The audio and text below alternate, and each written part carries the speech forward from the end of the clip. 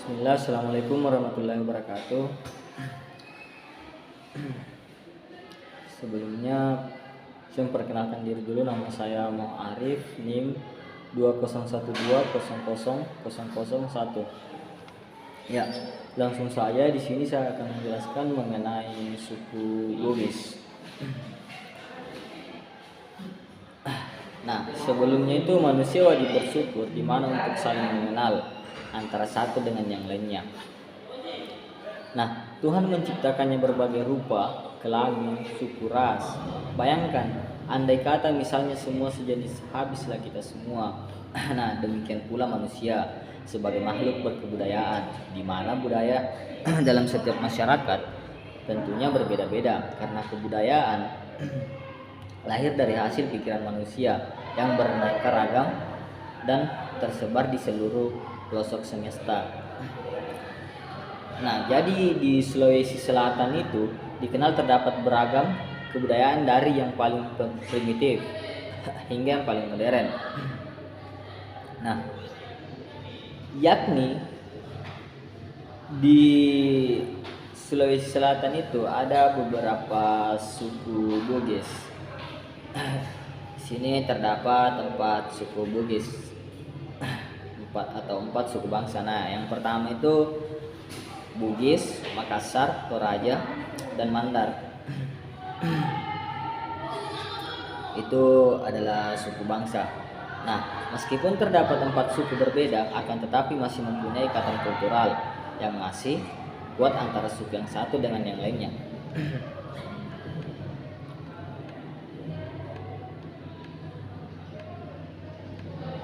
Ya, jadi seperti halnya suku Bugis yang sebagian besar mendiami Sulawesi Selatan, mempunyai banyak falsafah yang terangkum dalam Paseng dan Pangaja. Dalam Paseng dan Pangaja tersebut memuat rangkaian petua dan nasihat yang mengutarakan tentang norma-norma adab baik yang menyangkut hubungan sosial, pemerintah, ekonomi, politik, pemerintah maupun semangat dalam menantang pergolakan hidup itu sendiri. Nah, jadi di bangsa Bugis itu dikenal sebagai penganut adat istiadat yang kental dan kuat. Nah, salah satu falsafah Bugis yang kesohor dan masih dianut sampai saat ini yaitu geteng, lempu, ada tongeng. Jadi ada 3. Yang pertama genteng, lempu, ada tongeng. Nah, falsafah atau pandangan hidup tersebut merupakan sikap batin paling mendasar yang dimiliki oleh orang Bugis. Nah, dijelaskan secara detail mengenai pengertian serta butir-butir yang dikandung dari kata geteng, lempu, dan ada tongeng. Nah, sedikit di sini saya akan menjelaskan mengenai ketiga butir-butir tersebut yang saling menguatkan, mendukung serta mempunyai keterkaitan dengan yang lainnya. Nah, yang pertama geteng. Jadi geteng, pengertian geteng itu yang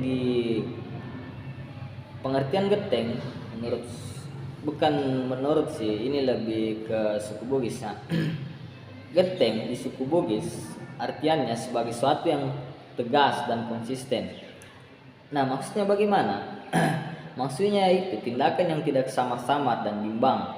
Hal ini dimaknai sebagai sikap yang berani dan percaya diri, mengungkapkan apa yang benar dan apa yang salah. Jadi pengertian dari geteng itu, dia itu sikapnya untuk bersikap tegas dan konsisten.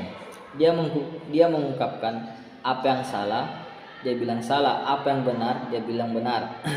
Nah, secara jelasnya, nyata dan meyakinkan apa yang diinginkan dan apa yang tidak diinginkan.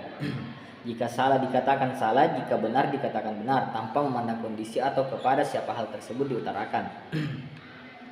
Nah, terus Geteng menyatakan ketegasan meskipun anak atau keluarga sendiri. Yang benar tetap benar dan yang salah tetap salah. Oleh karena itu, seseorang yang tegas tidak takut menyatakan apa menurutnya benar meskipun bertentangan dengan atasannya. Nah, geteng tidak berarti galak, kasar, pemarah, atau arogan. Ada seseorang yang galak dan pemarah namun sama sekali tidak tegas. Oleh karena itu, geteng menunjukkan sikap kejujuran, tidak berbelit-belit, lugas, dan serta bertanggung jawab. Nah, jadi geteng tegas dalam mengambil keputusan, teguh pendirian, tabah, dan tahan terdapat godaan.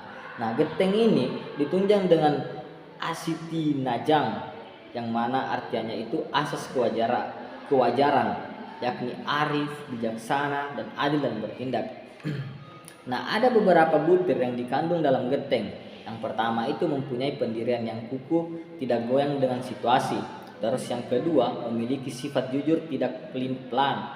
Yang ketiga, memegang teguh prinsip, jika salah tetap salah, jika benar tetap benar. Terus yang keempat, mempertanggungjawabkan apa yang dikatakan. Terus selanjutnya yang kelima, mempertanggungjawabkan apa yang telah diperbuat, tindak bertindak arogan dan semaunya, tidak terbebani atas penolakan orang lain, tidak mudah terseret dengan pengaruh, dan tahan terhadap godaan anti korupsi. Nah, terus yang kedua yaitu lempu. Nah, lempu itu artian di dalam suku Bugis yaitu sesuatu perilaku yang lurus, dalam artian mengakui, berkata, ataupun memberi suatu informasi yang sesuai kenyataannya. Nah, lempu lawan kata bele pak beleng atau bohong, yang artinya berkata atau memberi informasi yang tidak sesuai dengan kebenarannya. Nah, oleh karena itu, lempu merupakan sikap seseorang ketika berhadapan dengan sesuatu ataupun fenomena tertentu dan menceritakan kejadian tersebut tanpa ada perubahan dan modifikasi sedikit pun atau benar-benar sesuai dengan realita yang terjadi. Nah, jadi lempu ini dia bersikap jujur, taat asas, pintar, cerdik, cendekia, dan kreatif yang didukung oleh reso, yakni usaha ikhtiar dalam mencapai suatu tujuan.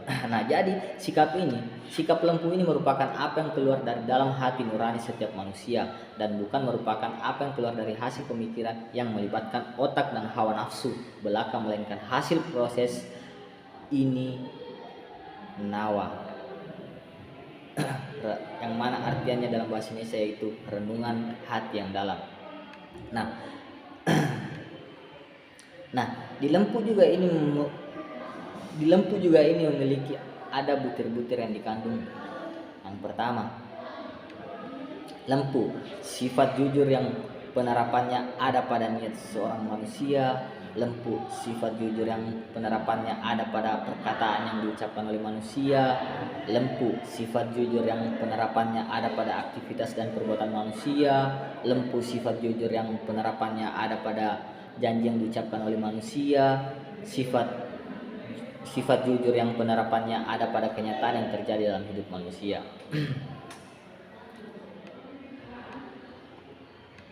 Ya, terus selanjutnya yang ketiga ada tongen. Nah, apa artiannya ada tongen? Nah, ada tongen yang mana artiannya itu berhubungan dengan ucapan, yaitu mengatakan yang benar. Jadi tongen itu bahasa Bugis. Bahasa Indonesianya artinya itu benar, kata benar, tidak bohong, tidak ada ucapan rekayasa. Seorang tidak mungkin berperilaku jujur tanpa disertai ada tongen. Demikian pula tidak mungkin bersifat tegas dan konsekuen atau geteng tanpa dibangun dengan lempu dan ada tongen. Jadi tampaknya ada lempu dan ada tongen, pasti beberapa manusia akan mengatakan hal-hal yang tidak jujur.